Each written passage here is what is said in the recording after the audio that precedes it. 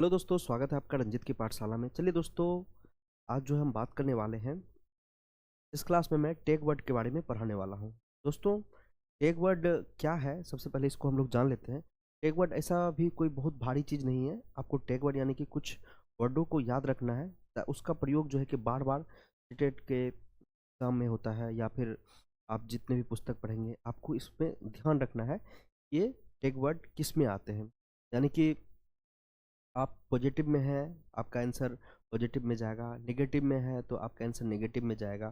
तो कुछ वर्डों को ध्यान में रखा जाता है। ऐसा भी नहीं है कि दोस्तों इसको पढ़ लिए तो हम जो है कि सारा सीटेट ही कंप्लीट कर लिया, ऐसा बिल्कुल भी नहीं है। ये आपको कभी कभी हेल्प करेंगे और बहुत जगह हेल्प करेंगे अगर आपने अच्छे से समझ लिया है।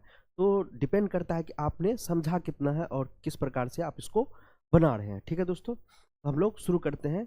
देखिए, टैग वर्ड बहुत ही इंपॉर्टेंट है, क्वेश्चन को बनाने में आपको मदद करती है। चाहे आप शुरू में हो, लास्ट में हो, आपने तैयारी नहीं की है तो कुछ ये हेल्प कर देंगे।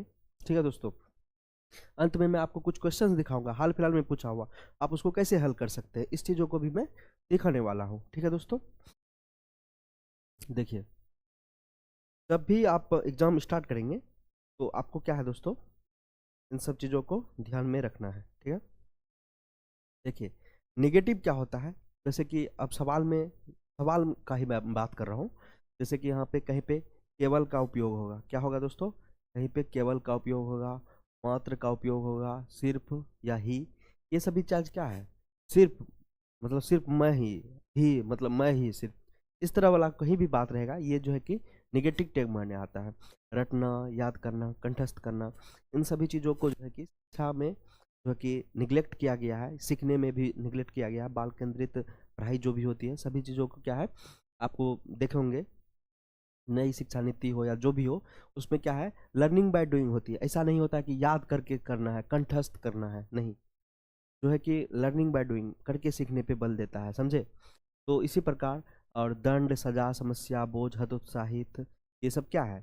अब जैसे कि कोई बच्चा नहीं पढ़ पा रहा है तो उसको हम दंड दे देंगे, नहीं, तो समझाने का प्रयास करेंगे, अन्य स्रोतों से करेंगे, विभिन्न संदर्भों से करेंगे, बहुत सारी चीज़ों से करेंगे, लेकिन उसको दंड नहीं देंगे। ठीक है, हतोत्साहित नहीं करेंगे, अरे तुम तो भाई, तुम्हारा खानदाने में कोई नहीं पढ़ा है, तुम क्या पढ़ेगा भाई, ऐसा भी नहीं करना है। ठीक है, तो ये सब चीज़ें क्या है, बोझ है, तुम तो तुम खानदाने पे बोझ है, ऐसा भी नहीं बोलना है। पुस्तक केंद्रित या शिक्षक केंद्रित, देखिए, बाल केंद्रित होता है, शिक्षक केंद्रित नहीं होता है। शिक्षक केंद्रित क्यों होगा, ये जो पढ़ाई है वो क्या होता है, बाल केंद्रित होता है। या पुस्तक केंद्रित नहीं, यानी कि पुस्तक को ही एक जो है कि बीच में रखकर हम सभी चीज़ों को कंप्लीट करना है, या शिक्षक को रख के ऐसा भी नहीं करना है। ठीक है दोस्तों, फिर देखिए, थोड़ा थोड़ा वर्ड को और देख लेते हैं। वीडियो बड़ा हो जाएगा इसलिए मैं थोड़ा कर रहा हूँ, देख लेते हैं थोड़ा सा और। ठीक है, पहले इसी को अच्छे से देख लेते हैं। ठीक है, देखिए, खाली स्लेट या कोरी पट्टियां, है तुम्हारा खाली स्लेट है, कोरी पट्टियां मतलब दिमागे खाली है तुम्हारा। लैंगिक असमानता है, लैंगिक असमानता का भी हम लोग जिक्र नहीं करेंगे कहीं भी। लैंगिक असमानता बहुत ही बुरी चीज़ है। बच्चे को विचार या त्रुटियों को महत्व न देना, अगर बच्चे के मन में कोई विचार है या उनका कोई थाउट है, उसको जो है कि हम लोग को क्या है, निगलेक्ट नहीं करना, इस सब चीज़ों को क्या करना है, ध्यान देना है। यहाँ पे महत्व ना देना, ये गलत चीज़ें हैं। ठीक है दोस्तों, निष्क्रिय, मतलब निष्क्रिय बोल दिए, या मतलब कोई भी चीज़ कर रहा है तो उसको निष्क्रिय हम साफे समझ लें, वो भी गलत है। रोजगार, व्यवसायिक, उच्च ग्रेड की शिक्षा, तकनीकी, वैज्ञानिक शब्दावली, मतलब कोई भी वर्ड आ जाए इसमें, सीमित, यानी कि क्या है, बच्चा जो है कि सीमित थोड़े ना है। और देखिए, व्याख्यान विधि, यानी कि बहुत पुराना विधि है। उपेक्षा, उपेक्षा मतलब कहने का मतलब है कि इग्नोर करना, उसकी उपेक्षा नहीं करना, या फिर उसको हमेशा से खत्म नहीं कर देना है। पूर्ण रूप से, समान रूप से, भरपूर, एकदम भरपूर, मानक, ये सभी क्या है दोस्तों, जो है कि ये नेगेटिव टैग वर्ड में आते हैं। ठीक है दोस्तों, अब चलते हैं कुछ पॉजिटिव टैग वर्ड के बारे में। ठीक है दोस्तों, पॉजिटिव टैग वर्ड में आते हैं। देखिए, सर्वांगीण विकास का बात हो रहा है यहाँ पे, क्या हो रहा है दोस्तों, सर्वांगीण विकास, यानी कि चारों तरफ से विकास, सभी और से विकास करके सीखना। मैंने जिसे कहा था अभी थोड़ा देर पहले, लर्निंग बाय डूइंग, हस्तपूर्वक अनुभव। ठीक है, सम्मान, लगाव, प्रोत्साहन, बच्चे सबको प्रोत्साहन देना है, ये सब क्या है, पॉजिटिव टैग वर्ड है। बाल केंद्रित, अभी थोड़ा देर पहले हमने जिक्र किया था, ये बाल केंद्रित का। ठीक है दोस्तों, जिज्ञासा, वैवाहिक, देखिए यहाँ पे समावेशी है, संसाधन है, ये सबसे वीवीआई है, विभिन्न संदर्भों में, ठीक है। हमेशा आपको बार बार ये देखने को मिलेगा, ठीक है। एक तो ये मिलेगा देखने विभिन्न संदर्भों में, और एक ये मिलेगा सर्वांगीण विकास का जिक्र आपको हमेशा बार बार मिलते जाएगा, ठीक है दोस्तों। तो अब हम लोग आपको जो है कि मैं एक बार छोटा कर देता हूँ, आप लोग क्या कीजिए, इसका स्क्रीनशॉट ले लीजिए और आप इसको लिख लीजिए, ठीक है दोस्तों।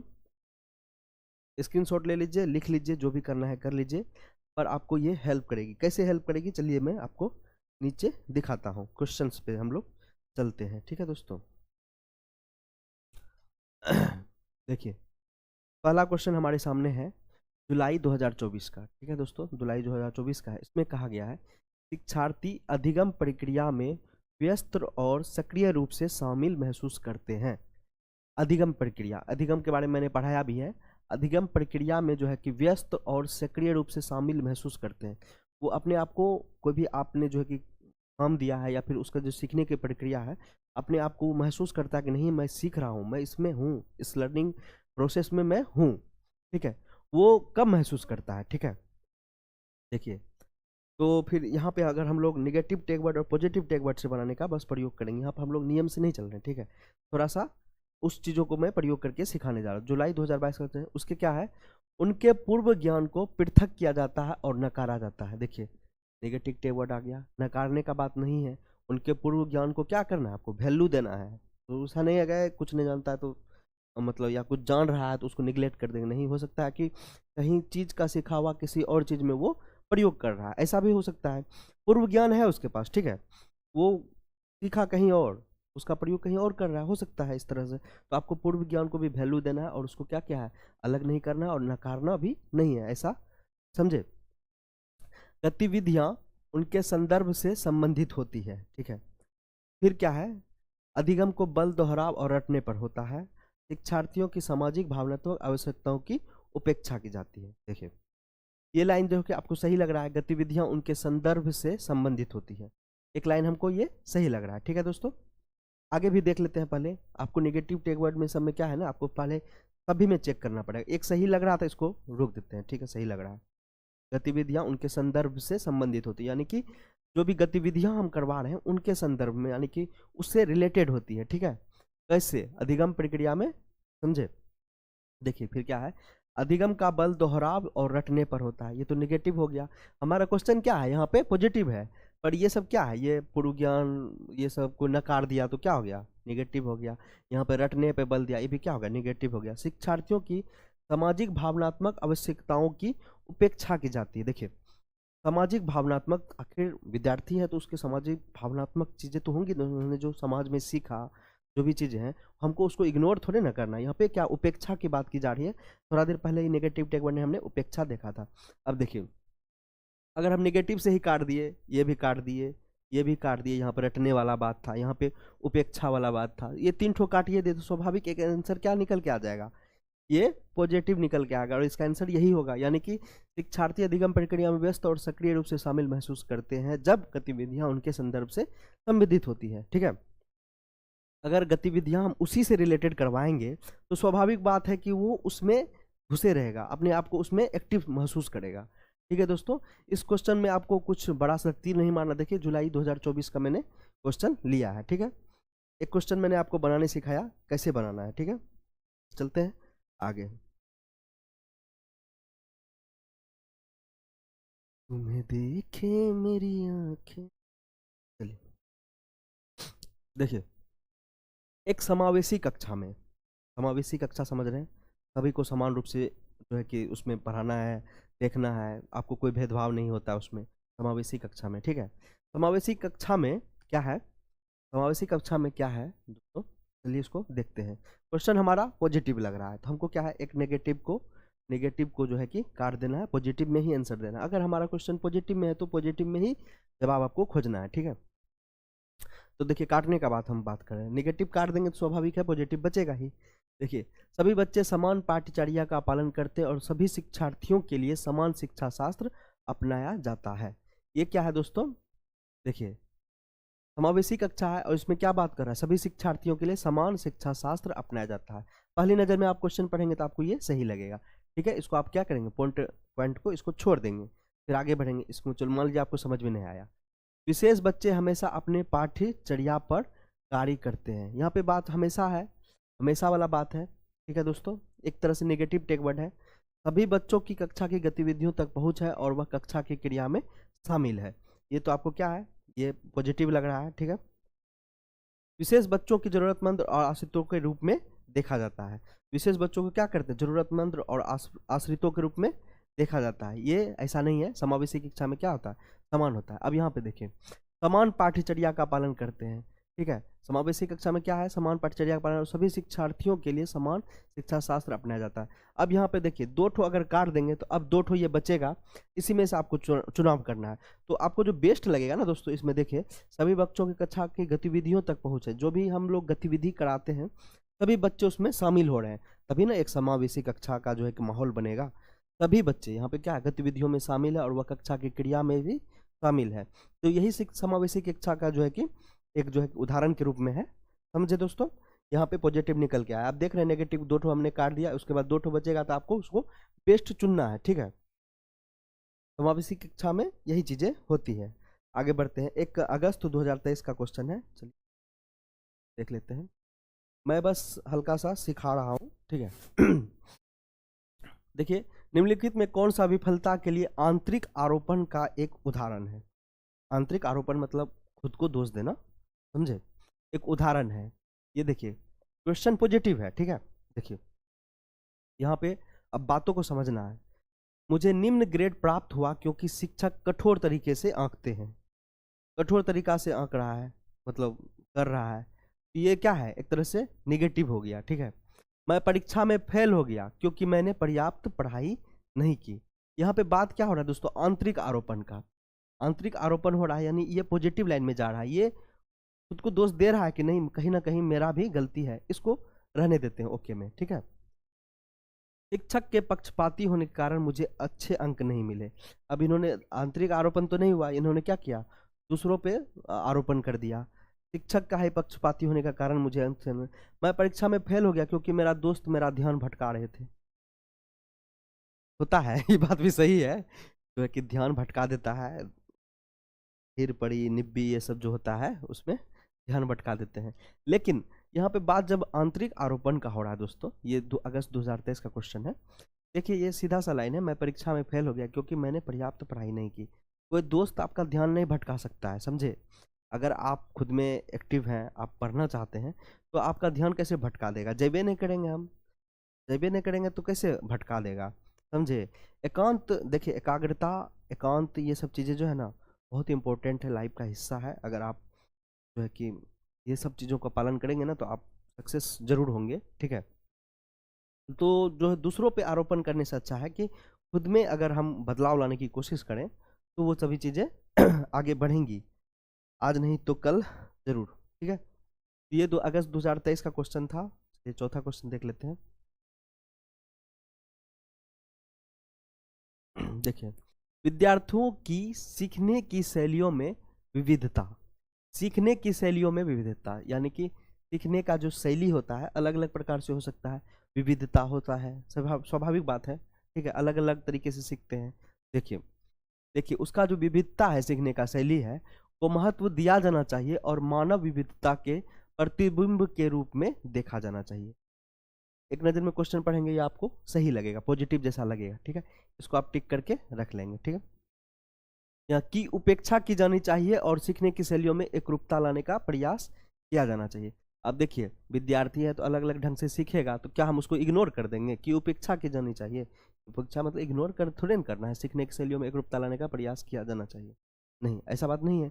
एकरूपता हम क्यों लाएंगे, सीखने का सभी बच्चों का, सभी मानव का सीखने का प्रक्रिया अलग होता है, वो अलग अलग तरीकों से भी सीखते हैं, तो एकरूपता लाने का कोई जरूरत इसमें नहीं है, उपेक्षा इग्नोर नहीं करना है, ठीक है दोस्तों। वो शिक्षण अधिगम प्रक्रिया के दौरान, ये नेगेटिव हो गया, इसको भी काट देंगे। वो शिक्षण अधिगम प्रक्रिया के दौरान ध्यान में नहीं रखा जाना चाहिए। देखिए सीखने की शैलियाँ का जो विविधता है उसको ध्यान में रखना पड़ेगा, उसको जो है कि शिक्षा का ध्यान में नहीं रखा जाना चाहिए, नेगेटिव टेक वर्ड हो गया एक तरह से। वो शिक्षण अधिगम प्रक्रिया में बाधा और अवरोध के रूप में देखा जाना चाहिए। क्या हम सीखने की शैलियों को, जो विविधता है उसको हम बाधा अवरोध समझेंगे, नहीं, उसकी वो लाइफ स्टाइल है, वो लिखने अधिगम का जो है कि वो प्रक्रिया है, हर बच्चा आपका हर एक जो है एक ही तरीका से नहीं सीख सकता है ना, वो अलग अलग तरीके से सीखेगा, समझे। तो ये भी नेगेटिव लग रहा है, ठीक है। तो अब यहाँ देखिए, को महत्व दिया जाना चाहिए, स्वाभाविक बात है, उसमें अलग अलग सीखने का जो विविधता है उसको हमें महत्व देना है, और मानव विविधता के प्रतिबिंब के रूप में आपको क्या करना है, देखना है इसको, ठीक है। ये था क्वेश्चन, ये भी कब पूछा गया था देखते हैं। 4 क्वेश्चन हमने देखा। अब चलते हैं, फिर एक क्वेश्चन है जनवरी 2022। ऐसे तो हजारों क्वेश्चन है, मैंने कुछ कुछ उठाया है बस आपको दिखाने के लिए कैसे आपको बनाना है। जनवरी 2022 का ये क्वेश्चन है, ठीक है दोस्तों। देखिए इन्होंने कहा है अमूर्त संक्रियात्मक चरण के विद्यार्थियों के लिए शिक्षिका को, देखिए अमूर्त संक्रियात्मक चरण सीखने का अमूर्त जो प्रक्रिया होता है, यानी कि मतलब जो है हमारे सामने में मूर्त रूप से नहीं है, अमूर्त संक्रियात्मक चरण विद्यार्थियों के लिए शिक्षिका को क्या करना चाहिए। देखिए आप बताते हैं इसमें, पदानुक्रम संबंधों को दर्शाने के लिए आरेखों का प्रयोग करना चाहिए, ठीक है। एक क्वेश्चन को रख लेते हैं, ठीक है। यहाँ पे क्वेश्चन हमारा क्या है, एक तरह से पॉजिटिव है। परिकल्पनात्मक सोच की विकसित करने के लिए समस्याएं प्रस्तुत करनी चाहिए, ठीक है। अमूर्त समस्याएं नहीं प्रस्तुत करनी चाहिए। समस्याओं को सुलझाने और वैज्ञानिक तर्क देने के लिए अवसर उपलब्ध कराने चाहिए। क्वेश्चन जब पढ़ लेंगे तो आप नीचे देखेंगे, अरे वाह, इसमें तो जो है कि 3 ठो घुसा दिया है, अब तो हमको लफड़ा लग गया। आप एक नज़र में देखेंगे यहाँ पे, तो अब हम इसका मतलब है या तो 3 ठो कोई सही है या तो 3 ठो कोई गलत है, इस तरह से आपको लगेगा, ठीक है। तो आपको अब क्या करना है, क्वेश्चन पॉजिटिव है, आपको निगेटिव एक ठो खोज लेना है एक तरह से। देखिए यहाँ पे अमूर्त समस्याएं नहीं प्रस्तुत करनी चाहिए। अब देखिए अमूर्त संक्रियात्मक चरण है, अमूर्त संक्रियात्मक सीखने की जो प्रक्रिया है उसी में हम क्या करेंगे, अगर हम अमूर्त समस्याएं ही नहीं प्रस्तुत करेंगे बच्चों के सामने, तो अमूर्त समस्याओं का जो है कि वो अधिगम कैसे करेगा। सबसे पहले यहीं पे पकड़ में आ गया। अब हम इसमें खोज लेंगे सीधा, इसमें भी सी है, इसमें भी सी है, इसमें भी सी है, लेकिन इसमें सी नहीं है, ठीक है। मैं आपको नियम से बनाने नहीं सिखा रहा हूँ, बस निगेटिव और पॉजिटिव करने सिखा रहा हूँ, ठीक है। तो देखेंगे ये वाला सी जो है सिर्फ एक ठो में नहीं है, तो यही वाला आंसर हमारा हो जाएगा, बाकी सब को छोड़ देंगे, बाकी सब तो पॉजिटिव है।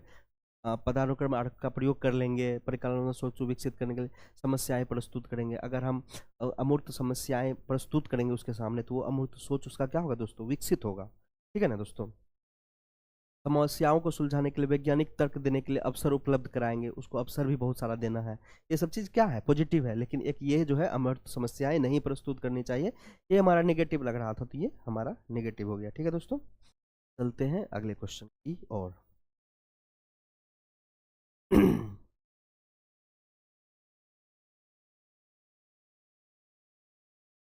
देखिए राष्ट्रीय शिक्षा नीति 2020 के अनुसार शिक्षा को किस पर बल देना चाहिए, ये क्वेश्चन पूछा गया है। कब पूछा गया है दोस्तों, नहीं ये लगता है, हाँ सब ये 2022 का ही है सर, ठीक है। एक क्वेश्चन हमारे सामने है, राष्ट्रीय शिक्षा नीति 2020 के अनुसार शिक्षा को किस पर बल देना चाहिए। अगर आप राष्ट्रीय शिक्षा नीति 2020 पढ़े होंगे तो आप क्या आसानी से उसको बना देंगे, क्योंकि आप नियम से बनाएंगे। लेकिन आप फिर नहीं पढ़े हैं, फिर भी तो आप एक बार देख सकते हैं, समझ सकते हैं। देखिए संकल्पनात्मक समझ, ठीक है, इसको रहने देंगे, ठीक है, ओके। गैर संदर्भित विषय वस्तु, रटकर सीखना, ये तो आपको सीधे पता चल जाएगा, रटकर सीखने वाला कोई बात करेगा ही नहीं कभी भी। शिक्षा जो भी हमारा नीति बनेगा, परीक्षाओं के लिए सीखना, क्या हम कभी भी अधिगम करते हैं या सीखते हैं तो क्या हम लोग परीक्षा के लिए सिर्फ सीखते हैं, नहीं, ऐसा तो नहीं है। परीक्षा पास करने के लिए थोड़े ना सीखते हैं, हम लोग को लाइफ में आगे कुछ अच्छा करना है, लाइफ में सफलता पाना है, इसलिए हम लोग करते हैं। अच्छी नौकरियों में जाना है, अच्छी चीज़ें करनी है, समाज में अपनी पहचान बनानी, बहुत सारी चीज़ें हैं, उसके लिए करते हैं। ये 2 ठो यहीं पे काट देंगे। अब देखिए गैर संदर्भित विषय वस्तु, देखिए गैर संदर्भित थोड़े ना होना चाहिए। अगर हम लोग को क्या है, राष्ट्रीय शिक्षकों को किस पर बल देना चाहिए। अगर हम बच्चा को जो है कि पढ़ा रहे हैं, मान लीजिए कि जो है कि साइंस, अब जो है कि पढ़ाते पढ़ाते साइंस में बात करने लगेंगे एकदम जो है कि पलासी का युद्ध और ये सब, तो क्या हो जाएगा, थोड़ा सा वो उस लिंक से हट के हो जाएगा, गैर संदर्भित हो जाएगा। पढ़ा रहे हैं यहाँ पे साइंस, बात करने लगेगा क्रिकेट का, क्रिकेट में छक्का मारता है, ऐसे मारता है, वो कुछ भी गैर संदर्भित विषय वस्तु नहीं रख के नहीं रखना है, ठीक है। ये भी निगेटिव एक तरह से हो गया। अब देखिए संकल्पनात्मक समझ, एक ये बचा, तो इसको आपको क्या करना है, ओके मार देना है। ठीक है, तो आप राष्ट्रीय शिक्षा नीति पढ़ेंगे तो आपको उसमें ये चीजें मिल जाएंगी। ठीक है दोस्तों, पढ़ते हैं अगले क्वेश्चन और तो 7 नंबर। वीडियो दोस्तों बहुत लंबा बन जाएगा तो उतना मैं बताऊंगा। बाल्यावस्था की अवधि में विकास, क्वेश्चन पॉजिटिव टाइप का लग रहा है। ठीक है, बाल्यावस्था की अवधि में विकास। ठीक है, देखिए में केवल परिमाणात्मक परिवर्तन होता है। यहाँ पे देखिए केवल का बात आ रहा है, तो ये स्वाभाविक बात है, ये गलत ही होगा। अनियमित और असंबद्ध होता है, ये भी हम क्या है, नेगेटिव टेक वर्ड लग रहा है। धीमी गति से होता है, उसे मापा नहीं जा सकता है। बाल्यावस्था की अवधि में विकास, ऐसा बात तो नहीं है। बहुस्तरीय और मिश्रित होता है, ये क्या है दोस्तों, ये सही है। ये क्या है, पॉजिटिव लग रहा है। 3 ठो गलत हो गया तो स्वाभाविक है, तो था सही होगा। ठीक है दोस्तों, तो ये क्या है दोस्तों, हमारा यहाँ पर बन चुका है। तो आप अगर अच्छे से उस चीज़ को याद करेंगे टेक वर्ड को, आपको बहुत सारे क्वेश्चन आपको मिल जाएंगे, मतलब जो है कि आसानी से आप उसको हल कर सकते हैं। 100% थोड़ी ना कर पाइएगा, 20%, 10%, 30% कर लिए, यही बहुत बड़ा बात है ना। क्योंकि आपको बाकी तो आपको पढ़ के भी लाना है ना, सिर्फ इस पे डिपेंड थोड़े ना होना। ये बस एक हेल्प के नाम पे, हेल्पिंग वर्ब समझ लीजिए आप इसको, आपको हेल्प कर रहा है इसको। तो दोस्तों मिलते हैं नेक्स्ट वीडियो में। अगर आपको हमारा वीडियो अच्छा लग रहा है तो सब्सक्राइब कीजिए। धन्यवाद।